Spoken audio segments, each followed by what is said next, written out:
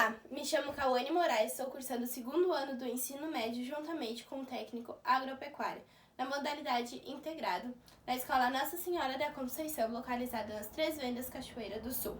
Irei apresentar meu seminário na matéria de forragicultura com o professor Lucas Jobim e a forrageira que eu irei apresentar é a alfafa medicago sativa. Ela é da família Leguminosae, subfamília Papilionoideae, originária da Ásia Menor, pela sua diversidade de ecossistemas. Ela é considerada a principal forrageira pela sua abrangência territorial e também por causa de características como de produtividade, digestibilidade, patabilidade, sazonalidade da produção e pela facilidade em absorver o nitrogênio da terra. Ela foi introduzida no Brasil na década de 1980 pelo sul do país, principalmente pelo Rio Grande do Sul, pela sua fronteira com a Argentina e com o Uruguai.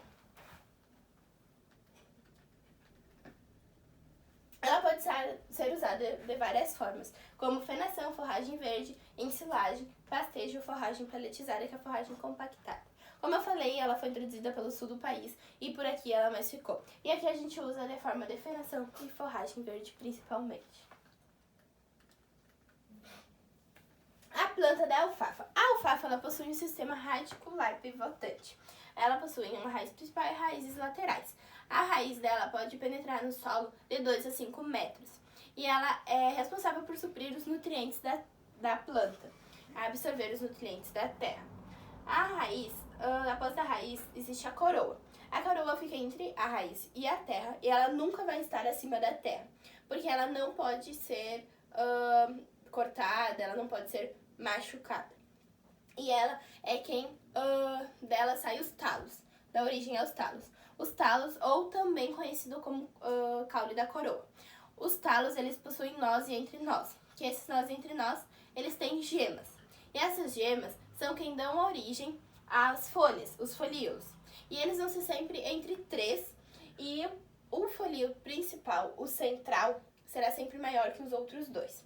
Essa planta, ela também possui uma flor de cor violeta, não está aqui, mas ela possui uma flor de cor violeta. E essa flor, a planta possui de 5 a 15 flores e ela precisa de um inseto polinizador para produzir seu fruto. O fruto possui em média de 550 sementes. Como eu falei, ocorre o corte ou pastejo, aonde não pode encostar na coroa. Como que ele se rebrota, né? Recomenda-se o corte da alfafa e por quê e como ele se rebrota. Ela se rebrota nos nós entre nós que ficam nela. Esses nós entre nós vão produzir novas gemas. E só é possível essa produção de novas gemas porque na coroa há carboidratos. A coroa ela guarda carboidratos e é utilizada em grande escala o amido e em menor escala a glicose, a sacarose e a frutose. E é isso que possibilita que ela se rebrote, que crie novas gemas e assim essas novas gemas vão criar novas folhas.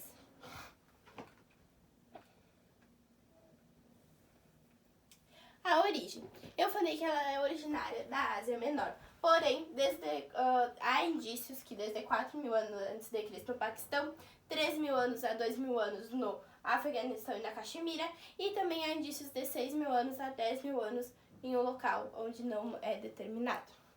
Nessa época, eles eram usados apenas como pastejo para cavalos, porque não conheciam o seu valor nutricional e muito menos as formas que poderiam utilizá-lo.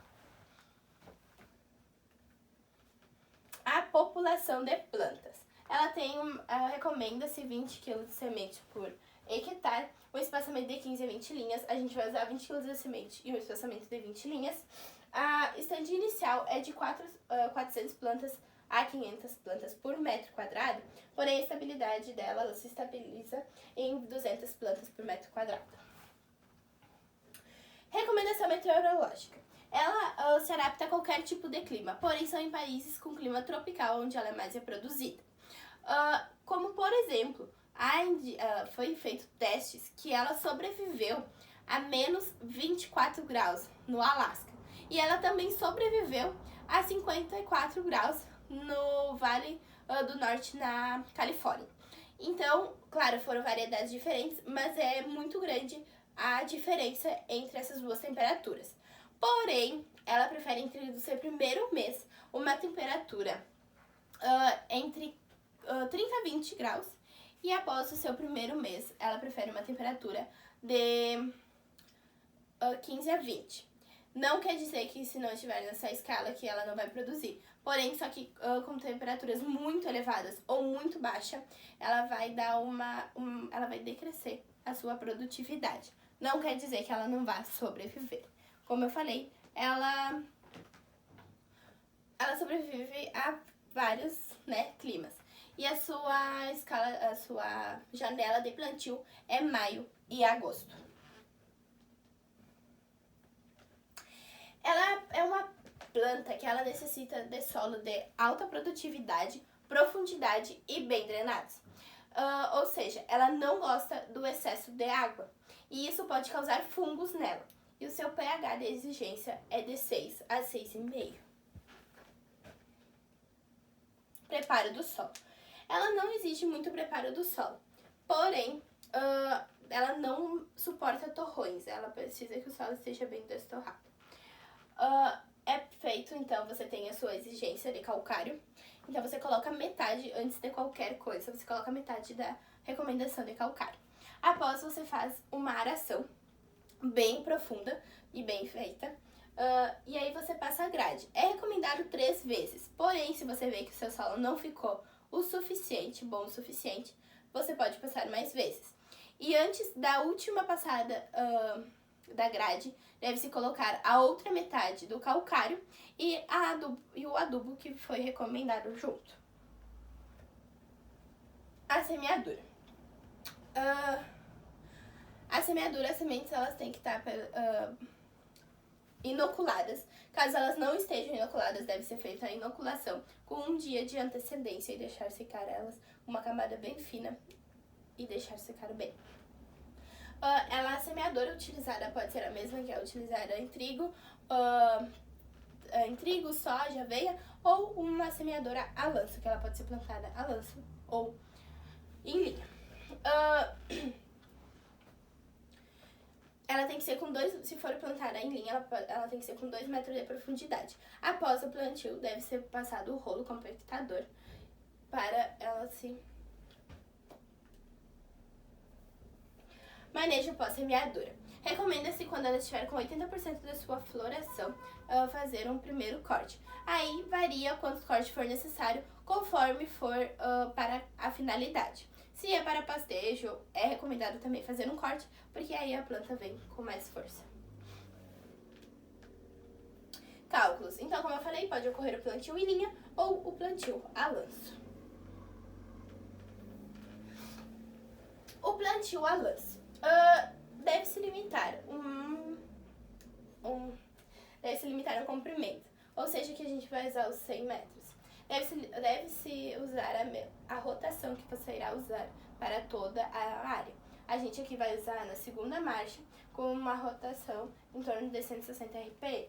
E calcular o tempo que esse trator, na rotação que irá usar, na marcha que irá usar, nos 100 metros de comprimento. Que aqui a gente vai usar 60 segundos, 1 minuto. A quantidade de sementes, como eu falei antes, os 20 kg de sementes por hectare, e a largura efetiva do equipamento. Ou seja, aqui a gente vai utilizar 10 metros. Aí você deve medir a largura efetiva da sua semeadora. Calcular a quantidade de sementes que deve ser aplicada à faixa de teste, utilizando 100 metros com uns 10 metros de largura, ou seja, 1.000 metros quadrados, pelo quilo de semente dividido por 10.000 metros. E aí, o resultado que você achar vai ser o que você deve coletar da semeadora. Como que a gente vai coletar isso? Deve ser colocado um saco na saída do pêndulo da semeadora, em que você deve usar a marcha da rotação, a distância e o tempo. Sempre vai ter que ser o mesmo, 100 metros de comprimento. E assim, após isso, deve separar o equipamento, pesar e ver quantos quilos que deu. Deve ser repetido esse processo quantas vezes necessário até chegar em média dos 2 quilos. Aí aumenta a vazão, diminui a vazão, conforme for medindo até conseguir chegar nos 2 quilos. Ou a quantidade que você achar neste cálculo aqui. O plantio em linha. Então, como eu falei, é determinar sementes, que são usados os 20 kg por hectare, como eu já falado. Calcular os metros lineares, que a gente vai usar os 20 centímetros, vezes 1 hectare, que vai dar 500, aqui está em centímetros, se transforma para metro, o hectare em metros, e vai usar 50 mil metros lineares. Determinar a quantia de sementes por metro, que então, aqui ela está em quilos. A gente vai transformar para grama e usar o metro, porque aqui está em metros, que vai dar 0,4 gramas por metro. Deslocar a máquina por 1 metro, ou se preferir calcular as voltas da roda. Coletar as sementes e contar. Calcular a quantidade de sementes caída em 1 metro, dividindo o total de sementes pela distância real percorrida. Caso não dê o valor de 0,4, deve ser repetido quantas vezes for necessário e assim ir regulando o seu equipamento da mesma forma que foi falado da plantio a lanço. Então, podemos concluir que que a rainha das forrageiras, ela se adapta a qualquer tipo de clima, ela não necessita de muito manejo e ela não necessita de inseticida.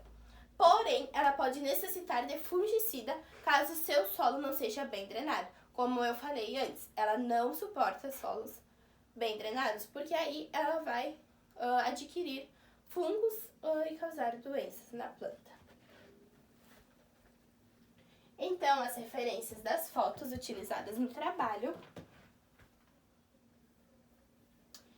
E então, obrigada pela atenção. Fico abertas as dúvidas na sala de aula e o meu contato.